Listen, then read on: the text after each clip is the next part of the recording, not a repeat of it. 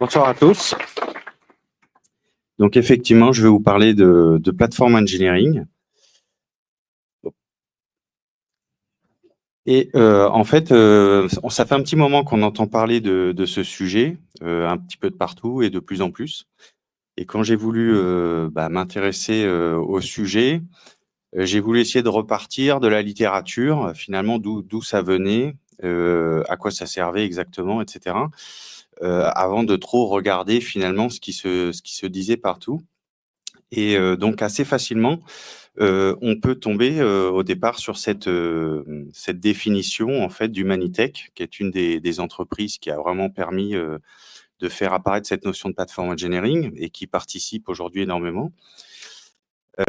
Et donc ce que je vous propose, ce soir, c'est de reprendre cette définition, puis d'essayer de la décortiquer, de comprendre ce que ça veut dire, hem et de regarder les différents termes importants. Ouais. Donc, je vais rapidement juste me présenter avant. Donc moi, je suis Thomas Perel. Aujourd'hui, je suis freelance et petit à petit, je commence un petit peu à me spécialiser dans ce domaine là, qui est le platform engineering. Et actuellement, je fais une mission justement chez une entreprise assez importante à Marseille pour essayer justement de déployer une stratégie de ce type-là. Et d'une manière générale, ça fait quand même un petit moment que je travaille sur des projets de transformation, de stratégies, d'innovation, et cetera, pour, un certain nombre d'entreprises. J'aime bien, en général, travailler en équipe et faire des projets un peu challengeants. Et d'une manière générale, et ça fait le lien un petit peu avec le platform engineering, quand je vois des choses qui fonctionnent pas bien, où il y a trop de process, où c'est lourd, où les gens n'arrivent pas à travailler, bah, en général, j'essaye de participer pour améliorer les choses, quoi. Voilà. Alors ce que je vous propose, c'est de reprendre notre définition et de regarder donc les différents termes importants qu'on va trouver dedans. Donc déjà, ça va parler, finalement de chaîne d'automatisation de process. Ça, c'est quelque chose d'important. Tout ça, on va le détailler par la suite. Ça parle de self-service. Donc on va essayer de mettre à dispo des choses, en self-service, ce qui est pas forcément, courant, ou déjà en place partout. C'est aussi important, je pense, de situer le fait que c'est plutôt fait pour, des fonctionnements, des infrastructures plutôt modernes, d'infrascode, et cetera. Il y a pas mal de choses legacy qui s'y prêteront peut-être pas forcément. On va avoir ce terme de platform engineers. Alors c'est un petit peu comme le rôle de DevOps, au départ. Maintenant, on considère que c'est un métier.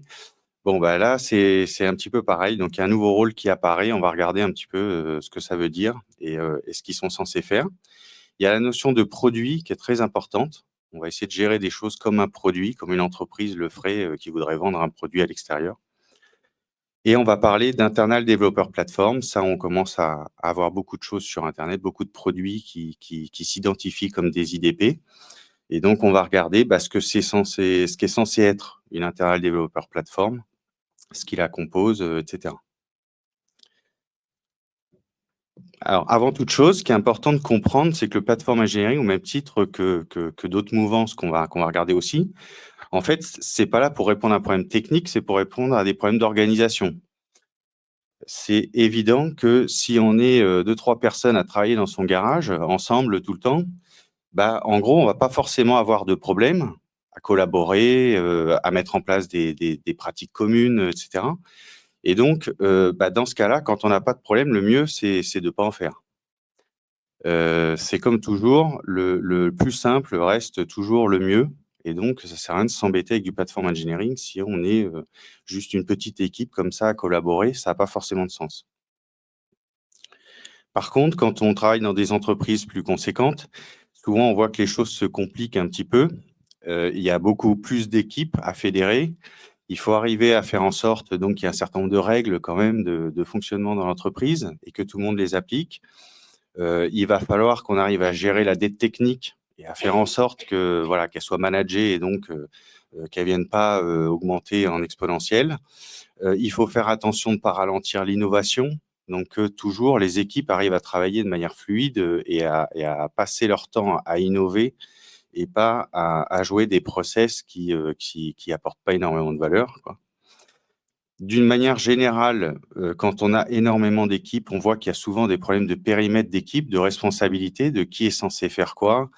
Des fois, il y a même des overlaps, il peut y avoir des petites guéguerres aussi, et cetera, et on voit souvent des équipes qui disent: «Bah, moi, mon périmètre, c'est ça. Moi, j'ai fait ce que j'avais à faire. Après, si ça marche pas, tant pis pour toi, mais en tout cas, moi, j'ai fait mon job». Donc on voit souvent apparaître ce genre de choses et bah, dans ce cas-là, effectivement, le platform engineering peut être une des solutions qui peut nous aider. Ce qu'il faut retenir, c'est que finalement, il faut que la mise en place d'une solution de ce type-là, le coût de la mise en place, finalement, soit supérieur au coût des problèmes soit inférieur au coût des problèmes qu'on a. Donc il faut attendre d'avoir pas mal de problèmes pour que finalement, la mise en place d'une solution de ce type-là puisse être vraiment bénéfique et pertinente. Donc pareil, c'est important de voir comment ça se situe par rapport aux autres mouvances qu'on a pu observer, sur les dernières années, dans notre milieu. Donc on voit des choses comme, les approches Lean, Agile, le Scrum et cetera, le DevOps. Ce qui est important de comprendre, c'est que le platform engineering n'est pas là pour tout casser, remplacer et cetera. C'est vraiment quelque part une histoire de maturité, où, à la suite de ces, mouvances, et de ces méthodes, et ben, finalement, le platform engineering vient répondre à d'autres problèmes, vient compléter ce qui existe pour essayer de répondre à d'autres problèmes. Donc si on s'intéresse justement, rapidement aux différentes mouvances, c'est le même système, c'est ce qu'on disait tout à l'heure, c'est qu'à chaque fois, en fait, ça part d'un problème à résoudre, et à chaque fois, ça sort pas de nulle part. Donc le lean management, à chaque fois, c'était pour, lutter contre le gaspillage, d'une manière générale, et donc il y a les méthodes lean qui sont arrivées pour essayer, bon, de traiter alors le gaspillage en tout genre, que ce soit en termes de temps, de stockage, de matière et cetera, et qui est arrivé après aussi dans l'informatique. On a les méthodologies agiles, donc là, clairement, c'était pour, bah, essayer de contrecarrer les problèmes du cycle en V, avec des effets tunnels où en général, à la fin, la qualité des projets était pas au rendez-vous. Et ben, finalement, ils ont essayé de dire: «Bah, il faudrait qu'on fasse des itérations plus courtes, il faudrait qu'on s'autorise à prendre en compte le feedback, des utilisateurs au fur et à mesure, plutôt que d'arriver au bout de 2 ans avec un produit qui répond pas aux besoins, quoi». Donc on a le SAFe aussi qui est arrivé, donc là, c'est vraiment la continuité de l'agilité. Le but, c'est de dire: «Bon, bah, l'agilité, c'est bien dans une équipe, mais finalement, quand je suis, vraiment une grosse entreprise avec plein d'équipes qui participent à créer un produit final, comment je peux mettre en place de l'agilité?» Et donc ça, c'est ce que essaye d'adresser SAFe en, faisant une espèce d'agilité à plusieurs niveaux. Chaque équipe est agile et puis à la fois l'ensemble des équipes aussi ont tout un tas de cérémoniales globales pour gérer l'agilité globale liée au produit. Bon, après je ne sais pas si ça marche toujours bien, mais c'est la volonté. Le DevOps, donc ça, c'est plus récent et souvent, bon, on en parle un peu plus, donc c'est plus connu. Le but, c'était vraiment de casser les silos entre les équipes. Donc ça, c'est un peu ce que je disais tout à l'heure.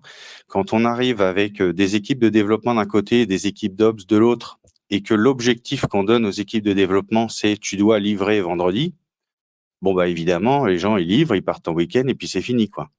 Si derrière les ops récupèrent l'application et savent même pas comment l'installer, savent pas, comment ça fonctionne et cetera, bah, en fait, ils arrivent pas à l'installer.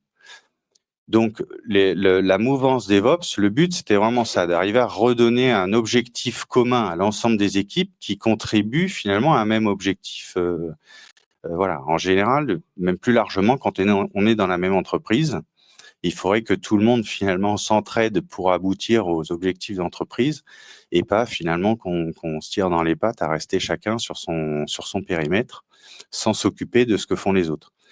Donc le DevOps, c'est vraiment amener cette, bon, bah, avec des équipes pluridisciplinaires, avec, différentes choses, mais c'est vraiment d'arriver à remettre un peu tout le monde dans le même bateau pour que tout le monde œuvre, pour les mêmes, objectifs. Donc le platform engineering là-dedans, bon, bah, qu'est-ce que ça apporte et quels problèmes ça essaye de résoudre? Et bien justement, c'est suite à la mise en place, du DevOps. Donc on voit qu'en termes de chronologie, le DevOps, c'était dans les 2007 à peu près, alors dans les entreprises qui l'ont mis en œuvre, dans le plus tôt. Et là, on voit finalement que le platform engineering, ça commence, alors toujours pareil, plutôt aux États-Unis, plutôt dans des grosses entreprises, vraiment orientées sur l'innovation. Mais ça commence vers 2010, donc déjà 3 ans après le DevOps, grosso modo. en fait, ils se rendaient compte que il y avait une certaine frustration qui émanait de la mise en œuvre du DevOps, et donc ils cherchaient des solutions pour répondre à ces problématiques-là. Et entre autres, une des frustrations, c'est quand on remet davantage d'autonomie, mais aussi de responsabilité sur l'équipe DevOps, donc qui est composée de Dev et d'Ops, et qui a une autonomie sur son application du début à la fin du cycle de vie. Bah, finalement, ça fait beaucoup de sujets à traiter dans la même équipe, qui n'est pas forcément 2 fois ou 3 fois plus grande qu'avant. En passant donc du développement, la CI/CD, peut-être l'infrastructure, l'infra as code, la sécurité, plein de choses comme ça, qui font que finalement, ça fait énormément de sujets à traiter dans l'équipe, et la plupart du temps, ça fait trop de sujets, trop d'expertise à avoir dans les équipes. Donc soit on n'est pas bon partout et il y a des pans, finalement, où on fait n'importe quoi. Soit, les leads en général finissent par partir en burn-out ou ont plus le temps de travailler parce qu'ils doivent surveiller tout le monde, expliquer à tout le monde comment travailler, et cetera. Donc on a ce côté de charge cognitive, côté développement en général, et finalement dans les grandes entreprises, même si on fait des équipes DevOps pour la partie, on va dire, business, application, et qu'on leur donne une certaine autonomie, y compris sur de l'infrastructure, il y a quand même en général des équipes infrastructure qui gèrent vraiment l'accès au cloud, qui gèrent le SSO comme on parlait tout à l'heure, qui gèrent la messagerie, qui gèrent il y a quand même des équipes vraiment de niveau entreprise qui gèrent un certain nombre de sujets. Et avec ces équipes qui arrivent à itérer, ces équipes de développement qui arrivent à itérer de plus en plus vite, les équipes en dessous, elles se tapent de plus en plus de tickets et elles ont du mal finalement à tout traiter, à ne pas être un goulot d'étranglement. Donc ça, c'est vraiment les deux aspects de la mise en œuvre du DevOps que le Platform Engineering essaye d'adresser. Donc maintenant, on va rentrer plus dans le détail des différents concepts et des termes qu'on a vus dans notre définition pour regarder comment c'est censé s'implémenter, en tout cas comment ils ont imaginé ça. Donc je vous remontre la définition avec les différents termes. On va les parcourir pratiquement un à un. Donc déjà, si on s'intéresse au rôle de Platform Engineer et en particulier donc à ce qu'on peut appeler la Platform Team, d'où ça vient. Alors moi, en tout cas, j'ai découvert par le livre Team Topologies, qui explique en fait, qui représente même une méthode en fait pour matérialiser, modéliser les interactions dans une entreprise. Et pour faire ça, en fait, ils ont défini donc 4 types d'équipes qui permettent normalement de modéliser tout type d'IT, et 3 types d'interactions.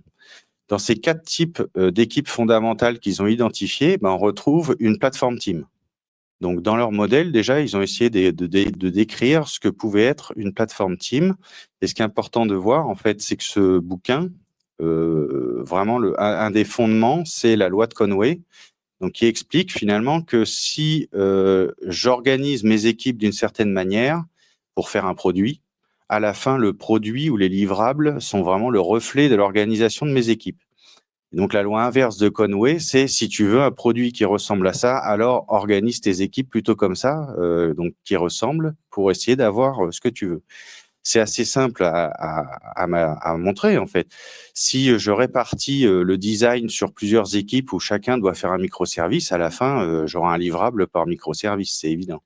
Si je confie finalement tout le périmètre à une équipe, j'aurai peut-être 3 livrables, mais j'en aurai peut-être qu'un, en fait. Donc voilà, ça se voit assez facilement, et une fois qu'on le sait, finalement, qu'on regarde un peu autour de nous, on voit que ce qui est livré et ce qui est mis en prod à la fin ressemble vraiment au découpage des équipes. Et donc eux, ils partent de là donc pour essayer d'avoir une organisation la plus pertinente possible. Et d'autre part, en fait, ce qu'ils disent, c'est que la vélocité des équipes, la fluidité, l'agilité, c'est directement lié aux interactions qu'ont les équipes entre elles. Et en fait, assez facilement, ils disent, plus une équipe a besoin d'interagir avec d'autres équipes pour faire ce qu'elle a à faire, plus elle est ralentie, plus il peut y avoir des goulots d'étranglement, plus je peux être en attente que quelqu'un me débloque une situation pour que je puisse continuer, etc. Et donc, en fait, ils disent qu'il faut réduire vraiment au maximum les interactions, donc rendre les équipes plus autonomes. Et on verra juste après qu'un autre des axes, c'est aussi d'exposer ces services as a service. C'est aussi un moyen de limiter les interactions. Donc, moi, je fais ma part du travail. Par contre, je vais exposer ce que j'offre as a service pour que mes clients, eux, viennent le consommer dès qu'ils en ont besoin, sans que moi j'ai à travailler à ce moment-là précis. Donc, dans le modèle Team Topology, on a parlé de la plateforme Team et il y a donc ce qu'ils appellent des Stream Align Teams, qui sont grosso modo les équipes DevOps, donc les équipes business qui ont une certaine autonomie et qui gèrent le cycle de vie du début à la fin de leur application. Donc, dans certains cas, éventuellement, you build it, you run it. Et donc, la plateforme Team va venir, donc, pour réduire la charge cognitive de ces équipes, va venir prendre en charge un certain nombre de sujets, souvent des sujets qui demandent une certaine expertise. Ils vont les traiter pour eux, pour pas que ces équipes aient besoin de s'en occuper au quotidien. Et ils vont leur exposer donc ces services as a service pour que l'équipe puisse les consommer sans avoir à les designer, à les concevoir, à les maintenir, etc. Donc, c'est comme ça, d'une manière générale, qu'on vient soulager les équipes d'un certain nombre de problématiques qui peuvent être des trucs… en général, c'est ce qui est compliqué, qui demande vraiment une expertise particulière et qui peut éventuellement être assez éloigné des problématiques de développement, quoi, grosso modo. Donc, souvent, on va retrouver pas mal de choses autour de la sécurité. On peut retrouver des choses autour de l'infrastructure où, en fait, à la fois, mon équipe business est capable de dire j'ai besoin d'une base de données, d'un serveur ou je ne sais quoi pour déployer mon application. Par contre, de là à créer des images de serveurs hardenés, etc., là, c'est un autre sujet. Donc, souvent, ça va être des choses comme ça. Et donc, l'objectif, c'est de réduire la charge cognitive d'une manière générale des clients. Alors, souvent, quand on regarde sur Internet ou autre, et quand on regarde les produits qui sont estampillés IDP, on parle souvent de développeur expérience. Et c'est vrai que, on va dire, l'aboutissement, c'est de réduire la charge cognitive de ses clients, et donc qui sont souvent les équipes de développement. Maintenant, ce qui est important de comprendre, c'est qu'on n'est pas là pour faire tout ce que les développeurs demandent non plus. À la base, on est là, on est payé par l'entreprise, on est là pour œuvrer pour le bien de l'entreprise. Et donc, en fait, ce qu'il faut voir, c'est que le travail de la plateforme Team, quelque part, c'est un travail qui est assez holistique. Elle doit prendre en compte les objectifs stratégiques de l'entreprise, elle doit prendre en compte les précaux de sécurité, elle doit prendre en compte éventuellement une certaine stratégie des product owners, etc., etc., des ops, de tout ce qu'on veut, des centres d'expertise, ça dépend des entreprises, pour à la fin fournir des services qui implémentent toutes ces pratiques, toutes ces règles, etc., aux équipes de développement qui n'auront pas à s'occuper justement de toutes ces règles, de qu'est-ce qui a changé, les architectures types, etc., etc. Donc, en fait, la plateforme Team prend en entrée un certain nombre de choses de plein d'équipes de l'entreprise pour fournir un service qui embarque tout de manière implicite aux développeurs et que, même sans le savoir, finalement, il y a peut-être un antivirus sur les machines qu'ils utilisent, on utilise des images hardenées d'une certaine manière, etc. Tout ça, ils n'ont pas à s'en occuper. Donc, c'est vraiment l'idée, mais donc, la développeur expérience, c'est l'aboutissement final, mais malgré tout, il y a besoin d'échanger avec plein d'équipes. Après, c'est important de voir aussi la différence avec le rôle de SRE, parce que des fois, on a un peu de mal à distinguer les deux. Donc, le rôle de SRE, à la base, il a vraiment un rôle de suivi en production. En production, il va suivre comment se comporte l'application, etc. Ils vont pouvoir peut-être tuner certains réglages, peut-être faire même des demandes de modification de l'application, etc. Mais c'est toujours dans le but d'augmenter la disponibilité, d'augmenter la scalabilité de l'application, d'augmenter la proactivité, donc de détecter des problèmes avant qui posent réellement problème, qui ont un impact sur les utilisateurs. Mais eux, ils travaillent vraiment en production. Alors que la plateforme Team ou les plateformes engineers, on voit qu'ils sont là pour réduire la charge cognitive des développeurs. Donc, quelque part, ils interviennent beaucoup plus en amont de la chaîne de valeur. Ils sont là pour maintenir un produit qui est une Internal Developer Platform. Donc, ils ont vraiment un rôle à part entière qui est différent des SRE. On pourrait très bien avoir les deux dans la même entreprise. Il n'y a pas de souci là-dessus. Donc, justement, si on revient sur ce concept de plateforme, donc on n'arrête pas d'en parler, des IDP par-ci, des IDP par-là. Mais alors, qu'est-ce que c'est que ce concept de plateforme? Est-ce que c'est nouveau ou pas, etc. Et donc, c'est vrai que quand on regarde ça, on voit que le concept de plateforme, finalement, il est déjà très ancien, en fait. Parce que dans l'automobile, ils l'ont mis en place déjà pratiquement dans les années 1900. Ils ont eu les mêmes problèmes, en fait, que pour créer un véhicule de toutes pièces, un nouveau modèle, Si finalement, l'équipe projet qui est responsable de cette voiture, elle doit tout faire, imaginer un moteur, des suspensions, des freins, faire valider le châssis, et cetera. Bah, finalement, en fait, c'est un projet énorme et ces trucs qui sont très complexes, donc tout ce qui est, finalement, la partie en dessous qui est très complexe, il faut faire valider d'un point de vue sécurité et cetera. Ça représentait un travail énorme et ils se sont rendus compte assez vite que ça, c'était une partie qui pouvait éventuellement être mutualisée, donc fait par des équipes dédiées. On fait une plateforme et derrière, je la mets à disposition de plusieurs équipes qui doivent faire des véhicules. Et donc avec cette plateforme, ils ont le gros du travail qui est fait. Ils ont plus qu'à s'occuper, de la couleur des sièges, est-ce qu'il y a un toit ouvrant, et cetera. Et on se rend même compte, donc au début, c'était à l'intérieur d'une même entreprise pour favoriser la sortie des véhicules et tout, et puis pour diminuer les coûts aussi. Mais finalement, on se rend compte qu'aujourd'hui, les plateformes, elles sont même des fois partagées par plusieurs marques. Tous les groupes, allemands, en fait, il y a des plateformes qui sont après utilisées par toutes les marques allemandes, pratiquement. Donc ils ont vraiment leveragé ce concept. Donc ça, c'est dans l'automobile, OK. Est-ce que dans d'autres domaines, ça existe aussi? Bah, finalement, quand on regarde, Amazon, c'est une plateforme aussi. Souvent, il faut voir ça comme un amplifieur, ils appellent ça. Donc c'est en fait, je fournis un service qui permet aux autres de faire ce qu'ils ont à faire. Et donc, si on regarde Amazon, alors bon, maintenant, ils vendent aussi des choses en propre, mais à la base, c'était une marketplace pour des vendeurs, donc faciliter le fait qu'un commerçant puisse avoir une boutique en ligne et vendre et avoir une visibilité importante, et cetera. Donc, on est vraiment dans ce système d'amplification. Sur la partie, réseaux sociaux, c'est pareil. Quelque part, le produit, c'est vous, c'est pas la plateforme en elle-même.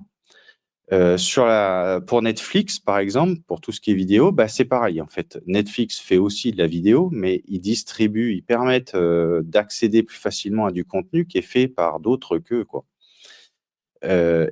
Finalement, dans notre domaine, un peu plus proche de ce qu'on fait, et ben, les plateformes des cloud providers, les portails des cloud providers, en fait, c'est des plateformes. Sur la plateforme Amazon, j'ai la capacité de créer une instance. Donc ils se sont occupés de la partie compliquée, avoir un data center, sécuriser tout ça, de doubler les arrivées électriques, bon, enfin, ils se sont occupés de tout. Moi, à la fin, j'ai plus qu'à dire: «Bon, je veux une instance» et c'est moi qui décide de ce que je vais en faire. Est-ce que c'est pour une base de données, un serveur web? Enfin, ça, cette partie-là, par contre, c'est de ma responsabilité. Mais donc on est vraiment dans ce modèle-là où ils m'offrent des briques sur étagère. Ça n'a aucun sens et c'est à moi de créer une architecture avec tout ça, de lui donner un sens. Donc on est bien dans ce modèle d'amplification. N'hésitez pas à poser des questions au fur et à mesure, de m'interrompre et tout, c'est pas grave, hein. Donc les Internet Developer Platform, donc ça va s'appuyer sur ce mécanisme donc de ce concept de plateforme. Souvent, en fait, pareil, quand on regarde un peu partout, en fait, on nous parle d'IDP juste sur la partie portail et self-service. C'est bien, c'est pareil, c'est une finalité, mais comme on disait tout à l'heure, d'un point de vue, plus large, en fait, pour arriver à offrir du service qui est vraiment standardisé et qui apporte vraiment une valeur à mes utilisateurs, bah, c'est en fait un travail de fond en dessous pour arriver à définir les bons templates, la bonne granularité, à définir peut-être des conventions de nommage, les requirements de sécurité, faire peut-être de la documentation adaptée pour que tout soit, facile d'accès et facile à utiliser. Il y a aussi un certain travail pour que malgré tout ce que je propose soit pas à usage unique, enfin que je puisse quand même couvrir, des variantes un peu, que j'ai pas non plus à faire, un golden pass par, destination. Il y a, des questions autour des périmètres de responsabilité, qui doit faire quoi, et cetera. Donc, en fait, c'est vraiment ce qu'on disait tout à l'heure. Il y a tout un travail qui peut éventuellement, faire intervenir plein de domaines d'activité différents, plusieurs langages différents dans certains cas. La réalisation d'API spécifiques, par exemple, il y a plein de choses qui peuvent se cacher pour offrir quelque chose de simple à l'arrivée à l'utilisateur. Je prends un exemple, si je fournis un service, bah, donc dans mon entreprise, je t'offre un service pour créer une VM facilement, bah, éventuellement, c'est pas l'utilisateur qui va décider sur quel cloud provider elle va être provisionnée. C'est pas lui qui va choisir éventuellement l'AMI qui va être utilisée. Il y a plein de choses finalement, peut-être que j'aurais déjà intégré le backup, j'aurais déjà intégré le monitoring. Lui, il demande juste une VM, mais derrière, elle est intégrée dans tout l'écosystème de l'entreprise. Peut-être elle est déjà référencée dans une CMDB et cetera. Tout ça, on l'a fait pour lui Et lui, il a juste à s'intéresser que dans son architecture, il a besoin d'une VM, bah voilà une VM. Et ce produit-là, ce qui est important de voir, donc c'est qu'on va vraiment le gérer comme un produit, donc comme si on essayait, on était une start-up et qu'on essayait de faire un produit qu'on allait vendre à l'extérieur, dans le sens où, je le fais pour les utilisateurs, je le fais pas pour moi. Donc en fait, il va falloir constamment essayer de s'intéresser aux besoins de l'utilisateur, aux besoins actuels, mais peut-être même futurs, pour arriver à anticiper un peu. Et il va falloir que je m'intéresse énormément à leur feedback, en fait. Parce que si je ne leur, réduis pas la charge cognitive, mon produit sert à rien, clairement. Donc je suis vraiment là pour les aider au quotidien et donc je vais essayer avec eux de définir quel service serait pertinent et je vais vérifier avec eux ensuite que réellement ça leur a fait gagner du temps et de voir s'il n'y a pas moyen d'aller encore plus loin dans le gain de temps et la réduction de la charge cognitive. Et donc chaque service qu'on va exposer dessus, dans la littérature, souvent on appelle ça des golden pass et on verra par la suite, le détail les caractéristiques d'un golden pass. Donc l'IDP, ça peut vouloir dire donc internal développeur plateforme comme on a vu avant et internal développeur portal aussi, sur les sites. Ça dépend, les 2 sont mélangés, c'est pas toujours évident de s'y retrouver. Donc la partie portail, là par contre, on est vraiment sur les moyens d'accès à ma plateforme et donc on va principalement parler du portail effectivement, web, éventuellement, de la CLI aussi, et cetera. Donc sur ces domaines-là, on retrouve, des acteurs, on commence à voir un certain nombre d'acteurs là sur le marché, dont Backstage effectivement qui est open source, qui est un projet très très actif, depuis quelque temps. Et en termes de caractéristiques, qu'est-ce qu'on va voir dans ce type de portail? On va retrouver la plupart du temps donc un catalogue de services, hein, la liste de ce que je propose ou des services qui existent dans l'entreprise. Le but, c'est d'éviter aussi que chacun refasse des choses dans son coin alors que ça existe. C'est plutôt de leverager, les choses. D'ailleurs, dans ce catalogue de services, il y a un truc qui est très important, c'est que sur chaque service, il y aura forcément un owner.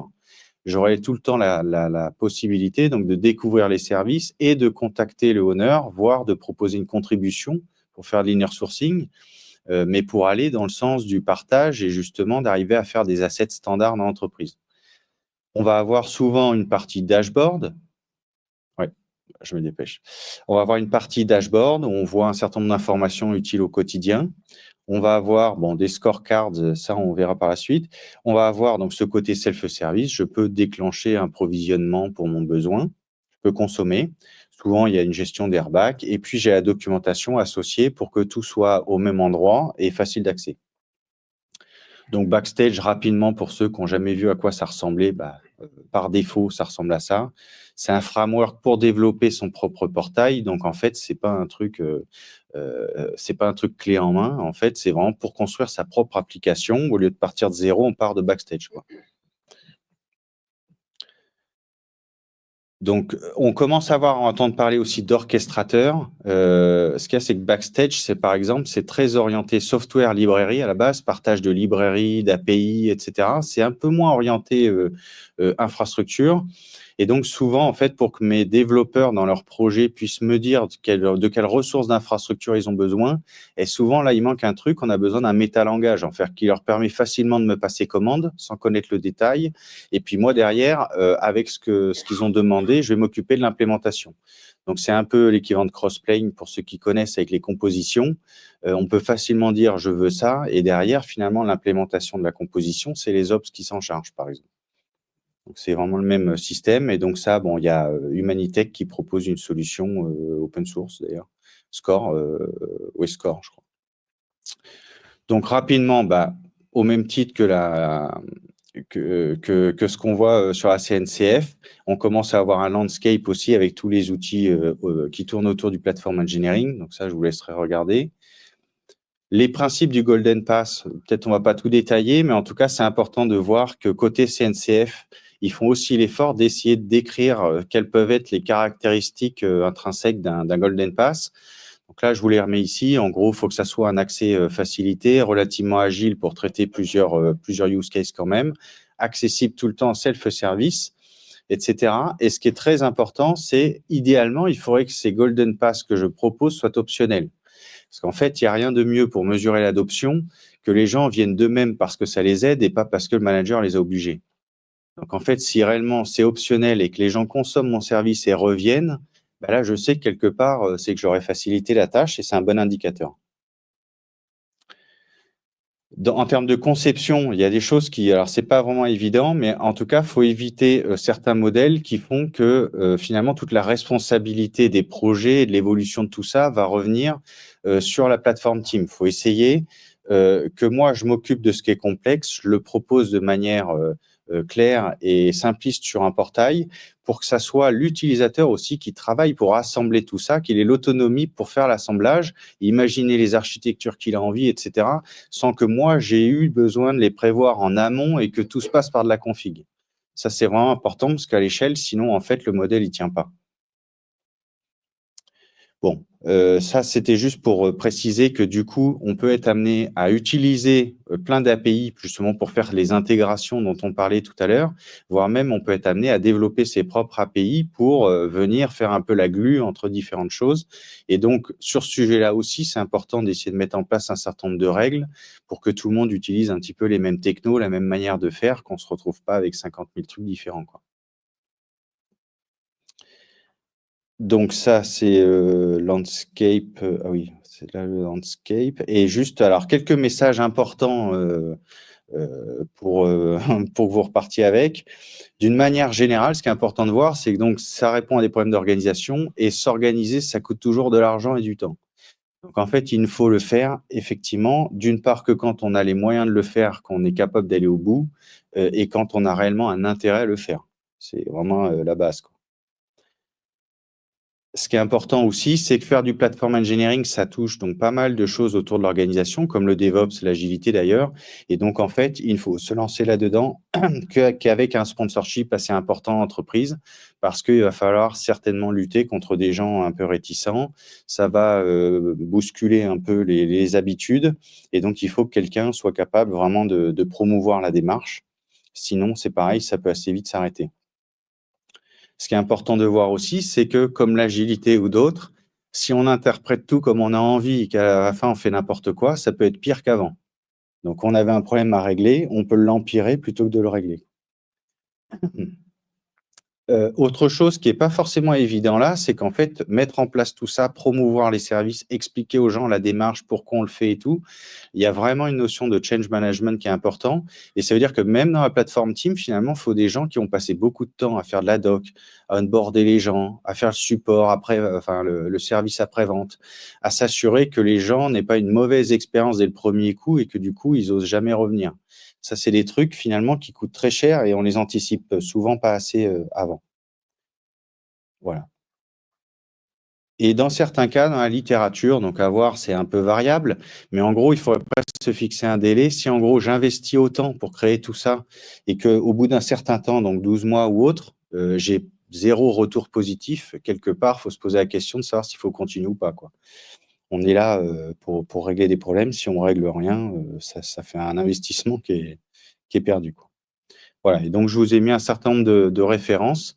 Les 2 livres à mon avis qui sont vraiment aujourd'hui à lire, quand on s'intéresse au sujet et un événement, qui prend pas mal d'importance, qui était en ligne, mais qui va de plus en plus essayer de se remettre à faire du présentiel, c'est la plateforme Con, qui est, principalement organisée par les gens d'Humanitech, mais de plus en plus, il y a des entreprises qui se greffent autour et en général, il y a vraiment des confs, ultra qualitatives dessus, quoi et il y a tout, en général sur YouTube. Voilà, c'est bon pour moi.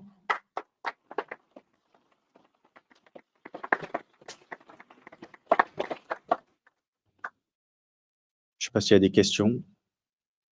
Ouais. Derrière, c'est bon, mais il faut une infra qui tienne la route. Alors oui, il faut une infra. Alors, disons que En fait, je refais ma question. Est-ce qu'on peut utiliser une infra existante? oui, oui. Aussi de l'investissement. Oui, je pense qu'on peut utiliser une infra existante. Ouais, la question, c'est de savoir si on peut utiliser une infra existante. Oui, parce que en fait, on part d'un état des lieux où les gens travaillent d'une certaine manière et ils arrivent à livrer, tant bien que mal, d'une certaine manière. L'objectif, c'est d'arriver à leur redonner de l'autonomie et de la capacité à itérer plus vite, à innover plus vite. Donc, en fait, même avec de l'infra on-prem, on pourrait le faire. On peut utiliser des playbooks Ansible, on peut... Enfin, voilà, il va falloir essayer d'amener une couche d'automatisation qui me permette d'exposer as a service ce que d'habitude une équipe faisait à la suite d'un ticket ou des choses comme ça. Maintenant, en fait, il n'y a pas de requirement, en dehors peut-être du portal, qui est un peu un outil, on va dire, nouveau dans la société, souvent qui n'est pas déjà en place. Mais pour la partie infrastructure, on peut utiliser. Maintenant, c'est ce que je disais sur des choses très legacy. Cet effort d'automatisation va être assez long. Donc, justement, avant d'arriver non seulement à automatiser, puis à exposer à the service, ça fait un projet qui est vraiment long. Donc, c'est là où il faut pas se louper, quoi. Mais sur le fond, si on y arrive, c'est forcément bénéfique. Et ça s'appliquera aussi bien, mais plus rapidement, si après on se met à utiliser un peu de cloud, etc., où là, tout est déjà un peu plus automatisé, quoi.